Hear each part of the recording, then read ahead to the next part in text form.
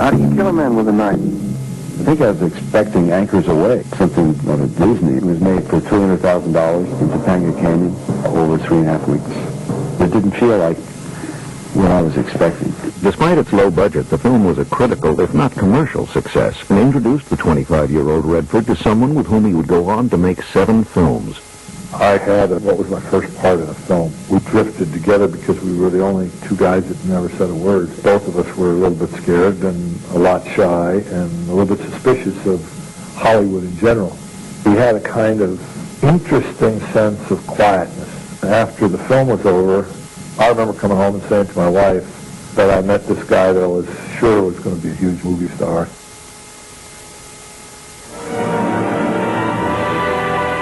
After earning glowing reviews for his stage work, Redford returned to the screen opposite one of Hollywood's hottest female stars, Natalie Wood, in the 1965 film Inside Daisy Clover. It was exciting to be part of that in the Hollywood film and with Natalie Wood, who I loved.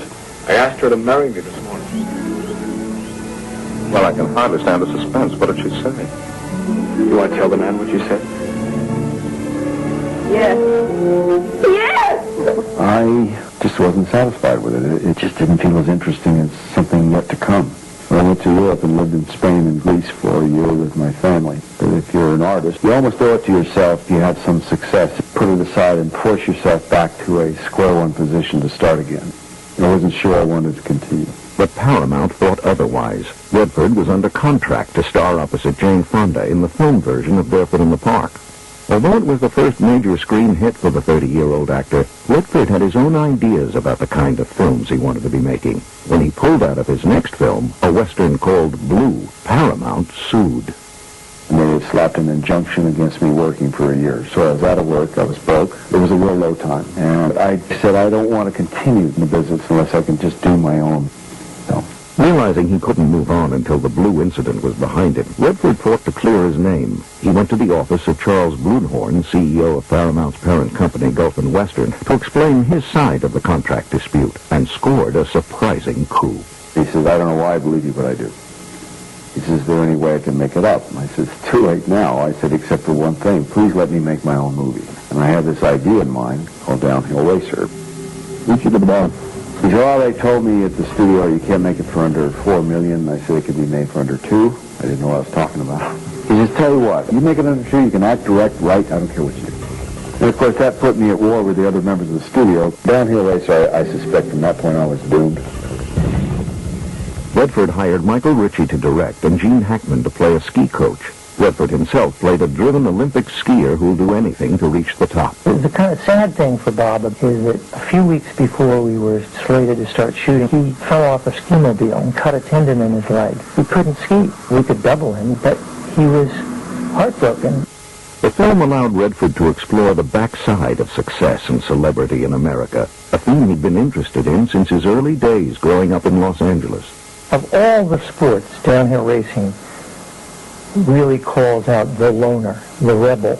Bob was attracted to the idea of a character that was close to who Bob Redford was in some respects. They celebrate him because he's got the talent. They indulge him with all of his faults and flaws and bad behavior because he can win. And as soon as it's possible that he won't, they'll dump him so fast, and he's going to get that awareness at the end of the film, like, oh, I get it. All you ever had was your skis.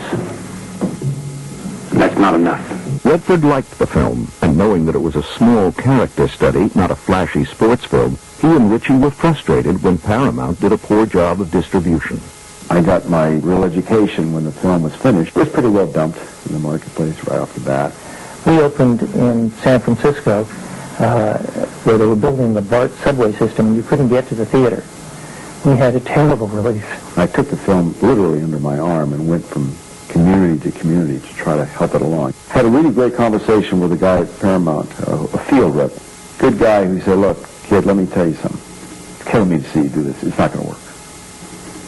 He said, the movie's gone. It's gone.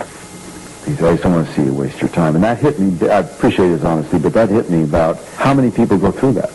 So he came up with an idea with a couple of other guys in New York to start a separate distribution thing going to college campuses. But it failed because what we realized was that there was no market in the college campuses. That was the first start at something that later became Sundance. At the same time that Redford was experimenting with alternative distribution, his biggest mainstream hit to date reached the theaters. But Butch Cassidy's success came as a surprise. Think you used enough dynamite there, Butch? The film got attacked by some critics pretty harshly, and so everybody felt it was a failure. And I just assumed, well, that's the end of that. Still wasn't prepared for what came. Suddenly we became an object, and we were treated that way. At first I had fun with it, and it was flattering, and, I thought, well, this is kind of great. I'm getting into this restaurant. I couldn't get in here before. As good as it was, I began to really sense the danger in it. Kind of a danger to the soul, if you want to look at it that way. Keeping his family life shielded from the public has always been a priority for Redford. I became very conscious of maintaining a value system for them. We spent a lot of time talking about it. I think we did pretty well. The main thing I really wanted for them, and still do, is for them to have their own lives. Today, his grown children are artists in their own right. Shauna, a painter, Jamie, a screenwriter, and Amy, an actress. But from the early days, even with Utah as a retreat from life in New York, it was not easy growing up with a superstar as a father. Sometimes it helps, and sometimes it hurts. People think that I'm going to show up and incredibly demanding. I'm just trying to do my job well and learn as much as I can about being an actor. It does kind of put you in another place. Tell me that story when he first became known, and his son was kind of a little boy, and he didn't want to walk with him because they had gotten all these autograph requests and stuff. And he was walking like almost a block ahead of them. He was going with his family. He didn't want to walk with his father. As his fame grew, Redford was objectified, even in the most extreme of situations. He was riding his motorcycle in Utah. Farm truck pulled out in front of him. His bike went right under the truck, and he fortunately didn't get any broken bones, but he got skinned up, bumped up pretty good, showing blood, his own. And the driver gets out, and partner, whoever else is in the truck, they come around, they look and said, "Look, it's Robert Redford."